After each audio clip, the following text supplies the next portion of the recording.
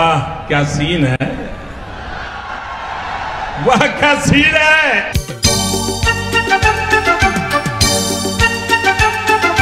শাকিব খানের তুফান সিনেমার গান দুষ্টু কোকিল গানে সিনেমা হলের মধ্যে গানের তালে তালে নেচে সোশ্যাল মিডিয়ায় ভাইরাল দুই তরুণী, এবং এর পাশাপাশি শাকিব খানের তুফান সিনেমার পোস্টারে চুমু খেয়ে আর এক তরুণী ভাইরাল।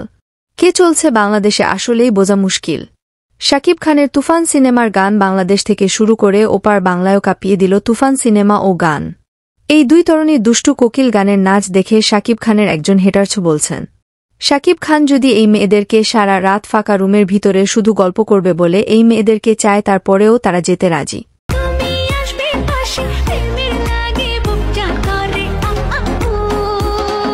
কি এমন নায়ক জন্মগ্রহণ করেছেন বাংলাদেশে যার জন্য মেয়েরা পাগল।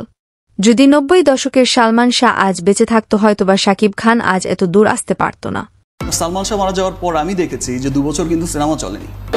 এখন পর্যন্ত ফিল্মে মেইল লিড যারা যারা এসছে কোনো না কোনোভাবে সালমান শাহর দ্বারা প্রভাবিত, সালমান শাহর স্টাইল, সালমান শাহর কোনো না কোনো কিছু দ্বারা প্রভাবিত, এবং সেটা আজ পর্যন্ত চলছে। সাথে মাদর করতাম বিকজ সালমান একেধারে আমার ছোটো ভাইয়ের মতো ছিল, আর একদিকে আমার ভাইগনার ফ্রেন্ড ছিল, আমার একমাত্র ভাইগনা যে রানা, ওর খুব ক্লোজ ফ্রেন্ড ছিল।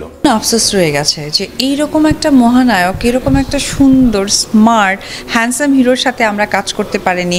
এটা একদমই অতৃপ্ত আত্মা। কাজ করতে করতে আমাদেরও বেশটা সময় কেটে যাচ্ছে। সেই জন্য আসলে সালমানের সাথে আমার ওই ধরনের আমি কখনো ওইভাবে দেখিনি। আমি তাকে মানে কোনো প্রতিদ্বন্দ্বিতামূলক যে ও আমার রাইভেল অর্জনের আমি কোনো এটা চিন্তা করিনি। আইডল যদি কেউ মনে করে তাহলে সালমান শাহর নাম অকপটে বলেন। একটাই মাত্র কারণ, উনি সবার মধ্যে সবার মতো করে ঢুকে গিয়েছিলেন একজন অভিনেতা হিসেবে। বিকজ আমার ওই চিন্তা করার অবকাশই ছিল না। বিকজ সালমানের মতো কাজ করে গেছে, আমি আমার মতো কাজ করে গেছি। কেউ যদি বলে আমি তখন সাথে সাথে আমি ডিফার করবো যে ন, তোমার মতো মা কটা ছেলের ভাগ্যে হয়, আমি যে তোমাকে নিয়ে গর্ব করি মা। তার যে বড় স্বর্ণের চেন পরে লকেট পরা, তারপরে মাথায় কেপ পরা, মাথায় কাপড় বাঁধা, এমনভাবে মন্তব্য করছেন সালমান শাহর ফ্যান ফলোয়াররা। শাকিব খানের কাছের বন্ধুর কাছ থেকে জানা গিয়েছে, শাকিব খানের অহংকার একটু বেশি, সব সময় ভাব নেয়। নায়ক হয়েছে বলে এত অহংকার বেশি ভালো না বলে দাবি জানিয়েছেন সালমান শাহ ভক্তরা। খবর সূত্রে জানা যায় ৯০ দশকের সালমান শাহ যখন সিনেমার শুটিং নিয়ে বিজি ছিল, তখন যদি সালমান শাহর কোনো ভক্ত সালমানের সাথে দেখা করতে এসেছিল, সেই ভক্তকে সাথে করে নিয়ে একই টেবিল খাবার খেত সালমান শাহ। এমন ভক্তদের প্রতি ভালোবাসা ছিল অমর নায়ক সালমান শাহর। ৯০ দশকের একজন ডিরেক্টর বলেন, সালমান শাহর বাসার সামনে যদি কেউ দাঁড়িয়ে থেকে সালমান শাহর সাথে কেউ দেখা করতে চায়, সালমান শাহ শোনার সাথে সাথে তাকে বাসার ভিতরে নিয়ে গিয়ে তাকে খাওয়া করে বাসার ফেরানোর জন্য যাতায়াত ভাড়া পর্যন্ত দিয়ে দিত সালমান শাহ।